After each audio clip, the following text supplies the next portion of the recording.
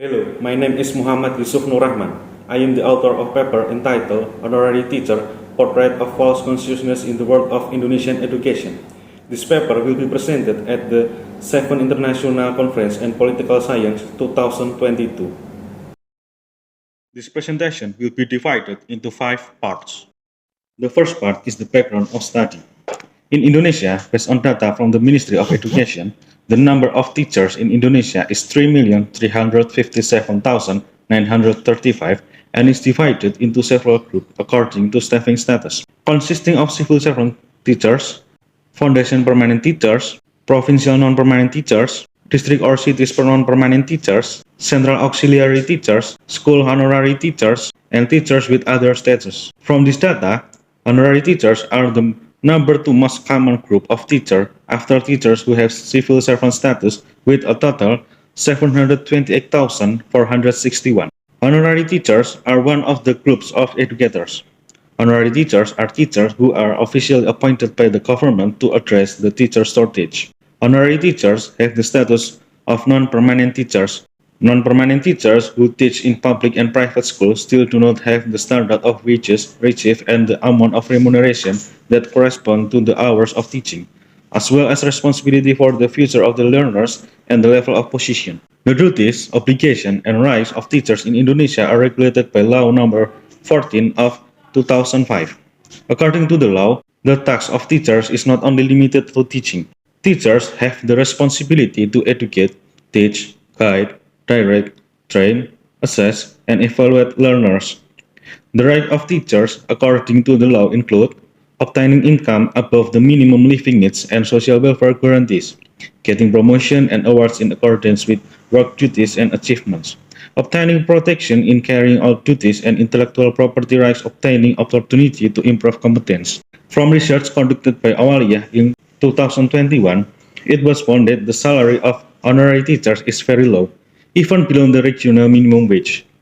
The system of calculating the salary of honorary teacher is based on the number of teaching hours, not from the number of meetings. It becomes interesting when honorary teachers do not get certainty in terms of welfare, but the number of honorary teachers is very large. With such a large number, the question arises, why honorary teachers continue to work even though their welfare is lacking and do not receive the attention of teachers who have the status of civil servants?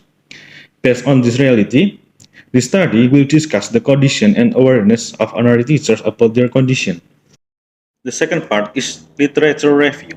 So, this is the literature review that we adopted. First, we started from the duties and responsibilities of teachers. Then, we start about the problems of teachers in Indonesia, especially regarding welfare. Then, we collected the theory of false consciousness by George Lucas and also the concept of narimo ing pandum. We found several papers that had a correlation with our research, and the papers are listed here. First, from Awalia in 2021, State Law Number 14 of 2005 concerning teachers and lecturers regulates teachers' rights related to professionalism and welfare for teachers. The granting of the right to develop professionalism or competence of school honorary teachers in Malang has been effective.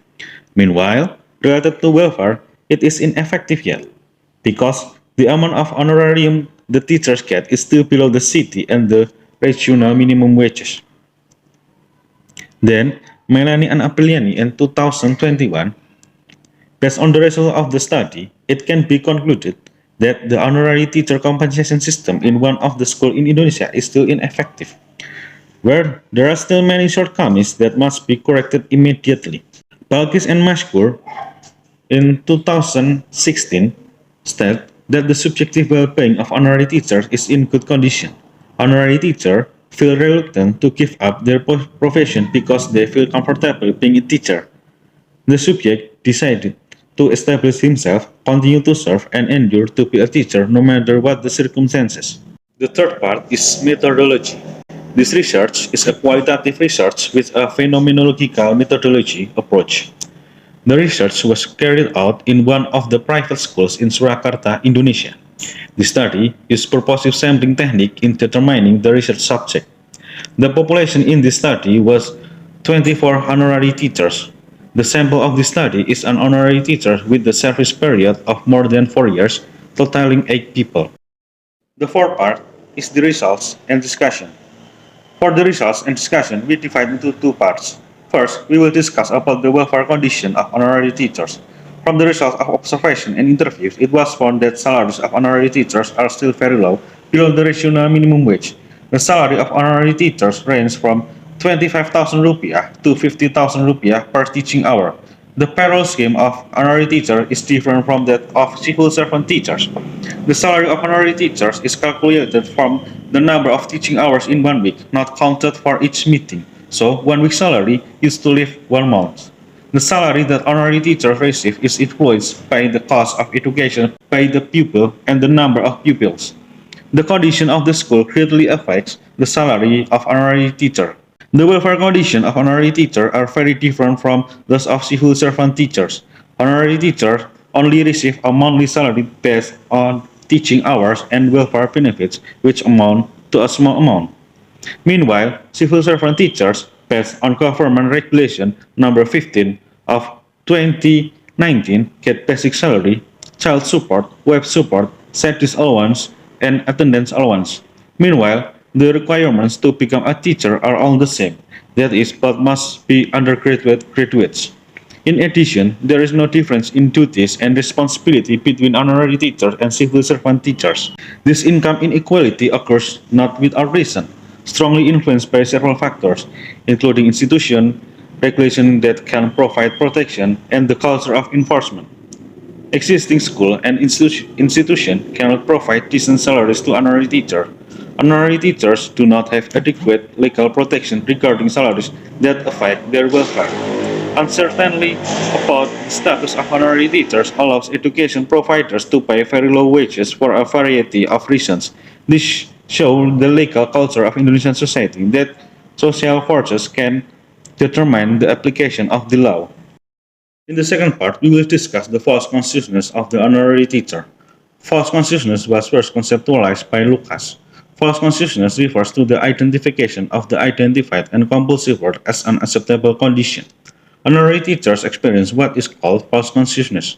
One of the informants, an honorary teacher, gave an interesting view of his condition. He said, honorary teachers live this way. Almost all private schools have the same condition of honorary teachers. It remains only how it is received. The statement then raised questions about the motivation and reason why he wanted and stayed to be an honorary teacher. This question was then answered by another informant. He said, so the teacher was already the way. It was his destiny, and he just enjoyed it. The matter of salary or the matter of incoming according to him has already been arranged. The Javanese call it narima ing pandum, accepted what was destined, just enjoy it, be sensory. What the informants convey correspond to the concept of false consciousness. The view that what they experience, minimum income and worrisome condition, were natural for honorary teachers. Although the reality and condition they experience are contrary to the rules contained in Law Number 14 of 2005, where teachers are entitled to a decent remuneration. Their acceptance of the condition they experience is reflected in the expression narima ing pandum. Based on research conducted by Martiarini in 2021 and Indra Swara in 2015, narima ing pandum is one of the values believed by the Javanese people. For Javanese, narima ing pandum means that everyone should be grateful and accept whatever happens in his life. These values are so pervasive in everyday life that in the end become the uniqueness and characteristic of Javanese society. In the understanding from the informant's point of view above, according to them, narima ing pandum is a view of the acceptance of the condition, whatever the condition. Their acceptance of the condition then affect their attitude to the condition they face. Teachers who are supposed to proper and there is no distinction based on staffing status become irrelevant to them anymore. The condition they continuously experience and how they feel them were able to change their understanding and view of the world. Verdicating ultimately, the lack of well-being experienced by honorary teachers, including them, is a reasonableness. The views and attitude of narima ing pandum ultimately make them fail in understanding the real condition and eventually lead to acceptance of the conditions they experience. The fifth part is the conclusion and recommendation. The conclusion of this study is that the salary of honorary teachers is still very low. below the regional minimum wage.